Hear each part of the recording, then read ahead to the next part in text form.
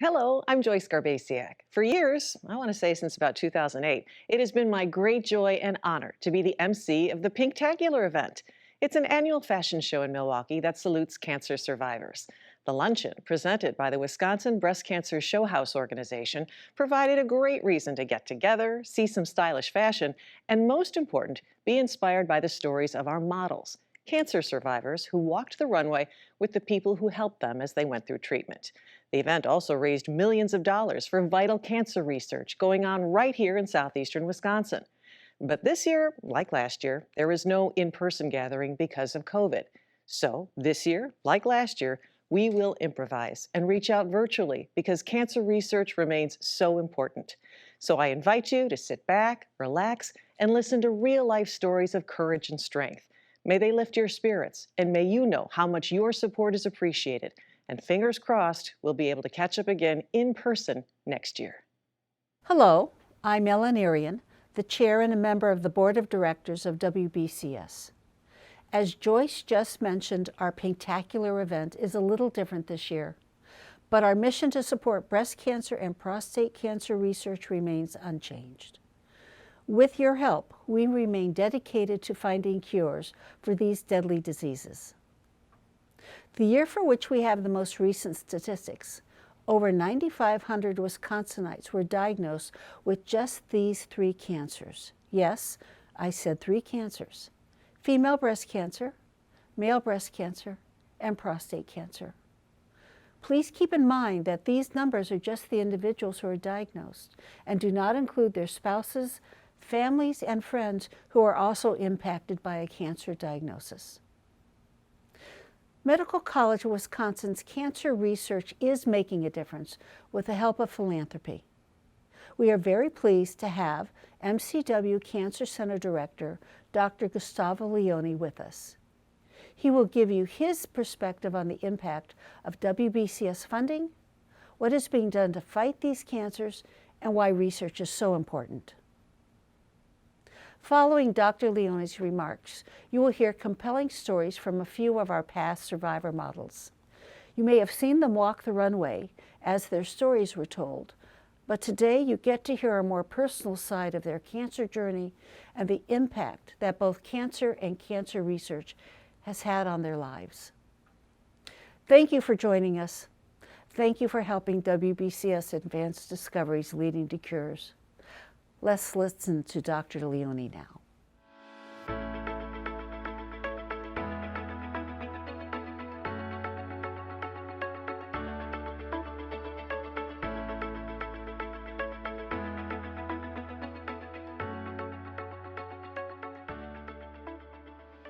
I'm Gustavo Leone, the director of the Medical College of Wisconsin Cancer Center. I'm also a professor in biochemistry, and I've been doing cancer research for over 30 years in my career. Started quite some time ago as a graduate student at the University of Calgary, where we researched viruses and made connections of viruses to cancer. And that was really an exciting time because it was the first time the viruses were connected to cancer, and we made the seminal discovery that particular gene pathways that are involved in cell division are disrupted when some viruses infect cells. So that was my early introduction into cancer, but the reality is that cancer hits home in so many different ways, and you experience it in so many different ways. I know that many of you understand that in a very, very deep way. I'm often asked why it takes so long to cure cancer and why it costs so much money. And the reality is that there isn't a single cancer. There are many, many cancers, and therefore there are many, many solutions and cures that we need to develop for each one of those cancers. So it takes an enormous amount of resources, people, and time to find those solutions. We need to understand the cancer first so that we can find the solutions. It is critical that we make big leaps. We have other funding sources like NIH and other federal sources, and they're a little different than philanthropic giving. They are expected, researchers are expected to give put one step in front of the next step, in front of the next step, and so that we get to our end goal. That takes a long time. You get expected results. But if you want to make big changes, transformational changes, advances in cancer, we need to have high risk, high reward type of projects. Those type of projects are the type of projects that you support and the WBCS supports. So I'm incredibly grateful to the entire team here for supporting us and allowing us to literally privileged to work on problems like cancer that are important to you and your families. My personal hope is that my daughter, my wife, every man and every woman in this room never has to hear the word cancer when they step into a doctor's office. I'm here to provide the resources, the knowledge, build the teams to develop and make discoveries that can go into therapeutic to treat patients with cancer and to hopefully cure them. I want to thank WBCS for their enormous and continuous effort in supporting prostate and breast cancer. I want to thank all of you for donating to WBCS and entrusting us with the privilege of working on cancer and finding solutions for all of you, for all of us, all of our families. And so for that, I'm very grateful. Thank you so much.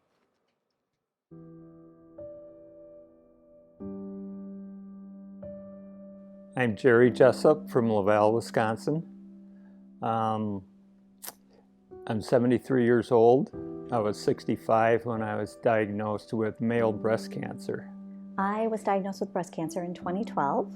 It was picked up off a screening mammogram, just some subtle changes that we decided to biopsy. I was originally diagnosed with prostate cancer, which was found out through the result of PSA tests, which I had done since I was about 50. My PSA rose to a higher level. I went into a biopsy and was told that I had cancer. And I went to the doctor. I was urinating more than I probably should have at the time. And they started taking my test results and found that I had a higher PSA than normal. And so then that was in the spring of 2013. We started looking at a diagnosis and what I should do about what would perceived to be cancer. My initial diagnosis was DCIS, stage 0. DCIS stands for ductal carcinoma in situ, which is cancer inside the duct. I had gone through options with the doctors and decided that at my age, 57 at the time, they said I was pretty young, and everybody I talked to said that was my best option, to just have it removed. Hopefully they check the margins and everything's clean, and so that's the route that I decided to go. The way I originally found out that I had cancer was, it's kind of a strange thing. I was on a bike ride.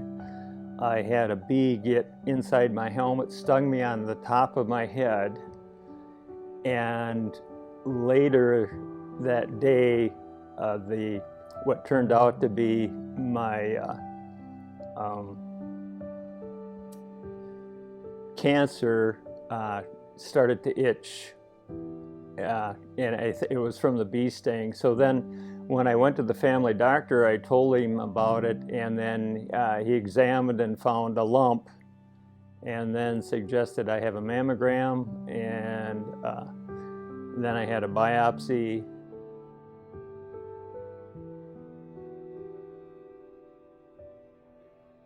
My doctor was 65 years old and he'd never had a male breast cancer, so he was kind of assuring me that it was probably not cancer. But when the biopsy came back and said it was cancer, then we were pretty shocked at that, and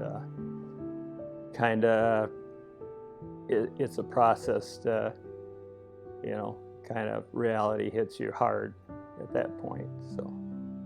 My first reaction was, I wasn't surprised because it runs in my family. I was mentally preparing myself for it when I went in for the biopsy. But even though I was mentally preparing to receive that diagnosis, it was still shocking and scary. I remember it very well. I was at work. It was the middle of February. It was 8:30 in the morning. I was talking to a group of people at work, a different office location I don't normally go to. And my phone rang, and I knew that it was waiting for the results from the doctor, and I really wasn't worried. So I took the call, I excused myself from the room, and went out into the hall and talked to my doctor, and he just flat out told me, we got the results back and you have cancer.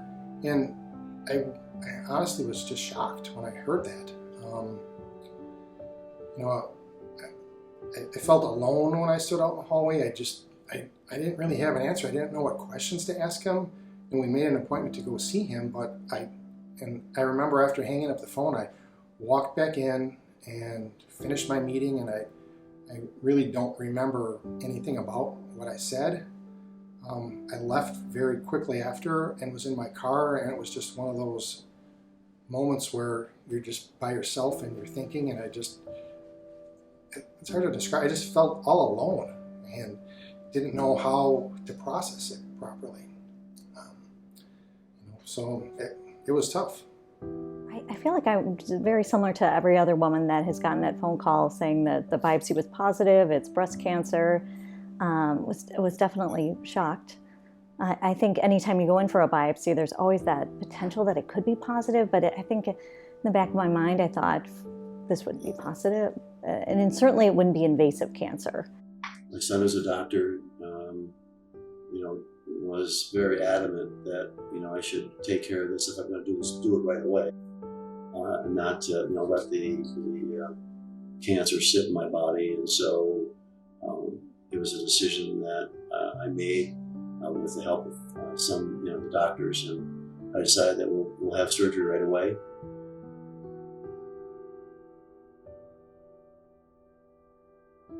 I was very lucky because I was DCIS stage 0 that I did not have to have chemotherapy or radiation. I am a BRCA. I'm BRCA1 mutation, which is the mutation of the breast cancer gene. So it does run in my family. Because of that, I opted with a double mastectomy and had to go through 4 reconstruction surgeries. That was an awful lot. It was extremely challenging. There are ups and downs. It lasted for about a year, and there are ups and downs along the whole process of reconstruction. I have 3 boys at home, and I'm all they have. Mom passed away 8 years ago, and that weighed heavily on my mind about, telling your kids you have cancer, and what if I'm not okay? And so emotionally, I was a little bit of a wreck at that time. And physically, I had some complications from the surgery that I had, and my surgery was end of May sometime, and I was not able to do anything until somewhere after my birthday in July 5th or so. I think because I'm a nurse and I work in oncology, I was almost my worst nightmare. So talking to me was probably the worst part of it. But I had taken some time off work and returned to work. So I think just like everyone else, I experienced the same kind of fatigue and normal side effects that, of course, took longer to get over than I thought. So it definitely physically and emotionally, it took its toll. My treatment was, I started with chemotherapy, then surgery, then radiation, and the chemotherapy was the most physically challenging. Wasn't at first, but then as the longer you go, got really tired, so got down to just a couple hours a day of activity for a while.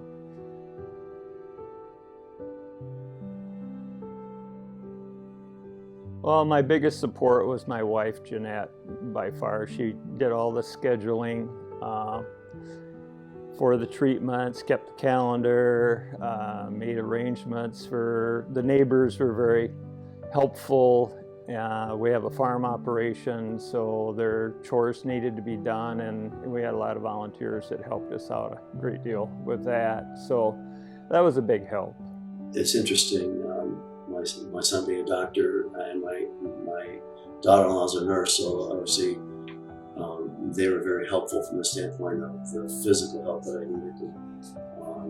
And from an emotional standpoint, I have other friends who have had cancer and were there to support me during that point in time.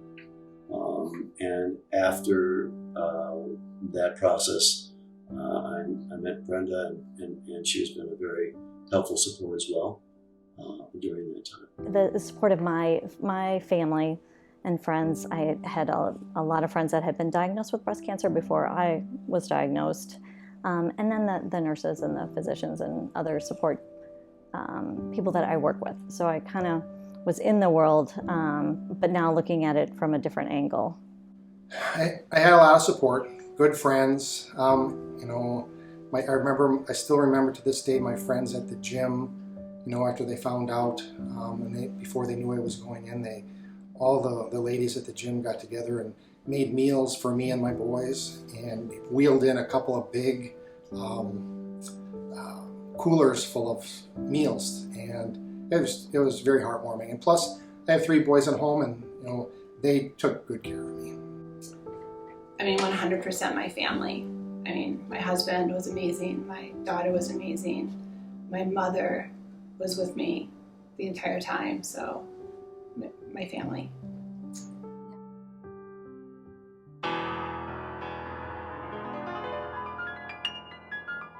I actually did not want to do the fashion show at first. I had to be talked into it. One of my friends from the gym, Stacy, had said, "You have to do this, Brian." She said, "Just do it. You'll really like it." So I took her word for it, and I went to do it. And that was where we were told that everybody could have a support person. I didn't feel right picking just one, so I believe I asked you, and to get the okay, I wanted to have all 3 of my boys there. It was a lot of fun. It was fun to see everyone so happy and such a celebration. And really I really want people to feel like, treatment, your life goes on. It just kind of goes alongside. And I always tell people, we'll take up a little bit of your time. But then it's always nice to reflect back and kind of celebrate a little bit of what you accomplished. We had I love that we included the prostate cancer fellas, but a wide diversity of people. Cancer does not discriminate. Everyone is, has a chance to have to go through this. So it was very challenging for me, I guess, to get up in front of a crowd and walking stage. I can't say it was something I would do. I have some other friends who were involved with the Wisconsin Breast Cancer Group and very influential, and so she impressed upon me that this was something that I should do. And again, I'm not afraid to talk about prostate cancer. I've had it. At this point in time, I'm a survivor from it. I still have today even some PSA that is growing in my body, but I don't, and it's very slow. And I've been through the majority of the treatments that you do. But I'm not afraid to talk about it. And I guess being on stage, is a way of expressing it. I will say that I had 0 regret. It was a fantastic experience. I loved it. It was a ton of fun. I have no regrets. I loved every minute. I got to walk with my daughter. Everybody was so welcoming. It was great to meet other survivors. It was great to hear other people's stories. I get the chills when I think about it, actually. I loved it so much that I've been a volunteer for the last 5 years, right? The fashion show was, it was kind of a lot of fun in a way, and it was something that I'd never done before, and experience with other people that had gone through the same kind of problems that I had. It was a very good experience for me overall. Yeah, it was a fun time. And my son, who was also, at that point in time, they asked me to bring somebody on stage who was a caregiver and helped me. And so my son, who was also very shy, was able to enjoy that same experience I did. It was a positive experience. It was more like a celebration of beating cancer and being there, seeing all the other people and listening to all their stories. I think it was great for all of us.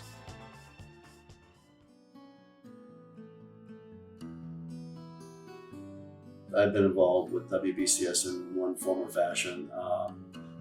My late wife had known Jan. Lennon was very involved in the organization, and we would partake in a lot of the events that WBCS, and I have supported WBCS personally, and family-wise we have, and so it's been a natural. And so when I found out that I had prostate cancer, which is part of the mission, it was like, okay, how can I do something to, again, help the organization? So modeling, using my funds that I can to contribute, going to the golf outings, which I like to play golf, helps as well. So I had been invited by one of your models the year prior, and I had navigated her, and just to see her and her mom up on stage, and again that beaming smile, and had really been with her from day one, and was invited to sit with her family and her friends, which was such an honor. I had been to the breast cancer Showhouse a couple times, so I guess in that way I was familiar with it, but I wasn't really familiar with everything that it did.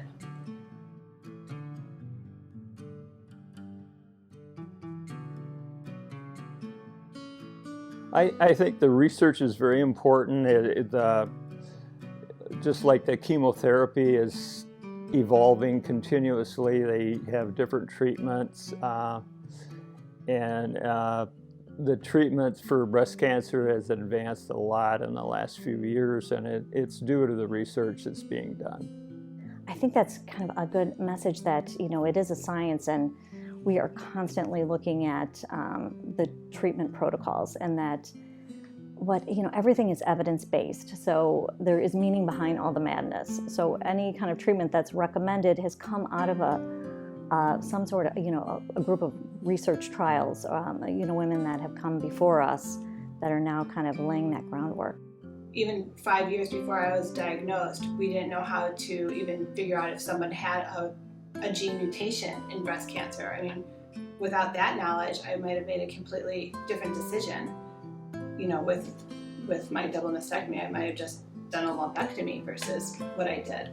And then as far as, all the advances with like genetic research and DNA testing for treatment, I mean, research is amazing, and thank God we have it. When I talk to people who've had prostate cancer and had surgeries, 10 years prior to this, the surgeries were nowhere near what I had done. Mine was relatively non-invasive. It was robotic surgery, and I didn't have to be cut open, and so it has come a long way. And I'm sure just in the last 3 years since I've been there, there's probably been improvements in how they do it now. If you have the opportunity to participate in a research trial, to look into that, your care is never. You will always be treated in the best way, but this is kind of how we advance things. And it's really the women that came ahead of us that participated in these trials that now give us the information that we have today and the evidence-based information that we have to make these cancers curable.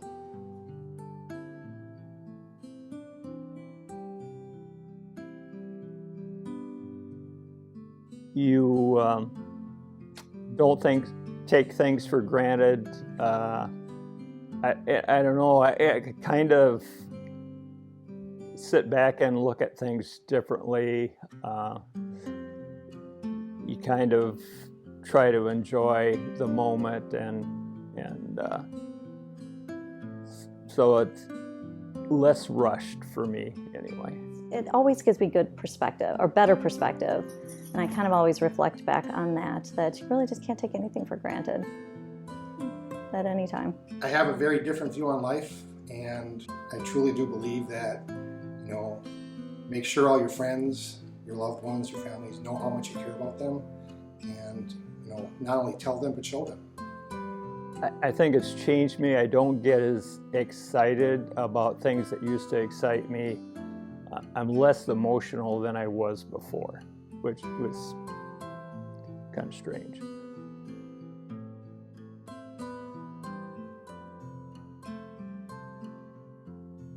Talk to somebody who's gone through what you did, because it helped me feel a lot better than my friends or family just telling me that you're going to be okay, Brian.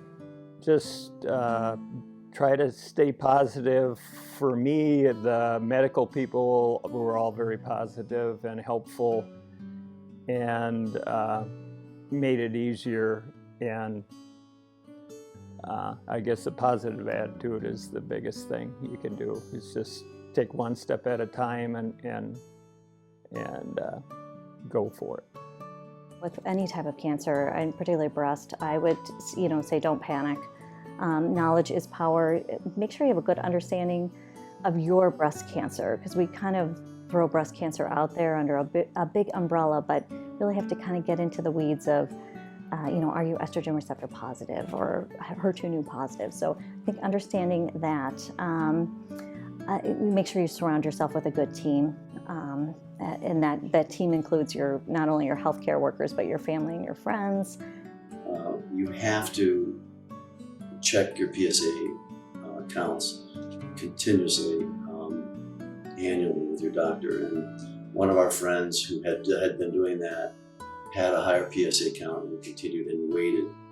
And that wait cost him his life. It was very challenging, sitting back and having that experience of knowing what was going to happen. And the treatment isn't that bad. I mean, if you catch it early, and not having a prostate to me is, I don't know that I don't have one. And I continue to live my life normal. My biggest advice I would give to someone that's undergoing treatment right now is get your support set before you start treatment. Make sure you know who's going to be with you, because you definitely don't want to be alone through this process. It's so difficult. If you haven't gotten a second opinion, please get a second opinion, even a third opinion, but never just go with one opinion. It's always good to hear other doctors' opinions about your cancer and what they would do for your treatment. Make sure that you have a good connection with your doctor. I think that is critical, that you have a really good, positive back and forth with your doctor and you trust your team. And then I would just accept help. Don't be so proud that you are unwilling to accept help. If somebody wants to make you a dinner, let them. If they want to give you a gift card to a restaurant, let them. Just accept whatever help. If someone wants to go with you, let them. People want to help, they don't know how to, and it's a way for them to show that they love you, is by helping in any little way, and don't be afraid to accept it. You're going to need it. I would say to any woman out there who's been diagnosed with breast cancer, if you have the opportunity to participate in a clinical trial, to definitely take advantage of that and ask about it too. You'll still get the same care, and your care will still be top rate, but it may be that we discover something that we want to add to treatment or something we want to tweak. So I would definitely take advantage of that, because at the end of the day, we're not there. We're not curing every woman with breast cancer, and some of them we are diagnosing at an early stage. So I feel like particularly this organization, you can support financially with a donation, or you can support it by taking advantage of the trials that are out there. And it doesn't matter where you're being treated. We all have access to every clinical trial that's out there. So I've participated in 2 myself so far. And sometimes it's just a survey, sometimes it may be a different medication, but one way that you can continue to kind of pay this forward and have an impact on care that's not just here in Milwaukee, but across the world.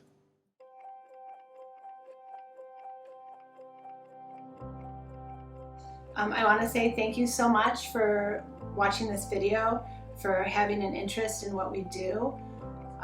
I want to thank everybody that is a part of this organization that has made all of this a possibility. Wisconsin Breast Cancer Showhouse has been an organization that has been raising funds for research for the Medical College of Wisconsin for 23 years now and has raised over $7 million. That's a tremendous amount of money. It's made an incredible impact to the research and study of breast cancer and prostate cancer. So I would encourage you, please invest in our organization, invest in this cause. You're doing a very, very good thing for a lot of people. It's been a good experience. It's kind of an eye-opener for me. I had very little personal experience with the cancer deal, and just being around more people that have had the same experience that I have is very helpful. And I'm very thankful for all the help that they've given me. I'd like to give a personal thank you to everybody who's involved with this event. I think the research that it does can make a load of difference. I look at my kids in the future and think, if this goes on and something ever happens to them, how different their treatment would be. Just a huge shout out and thank you to the WBCS organization for all the work that they do, all the money they've raised over the years and leading to different research trials. It's made its own impact and will continue to in the years going forward. So thank you.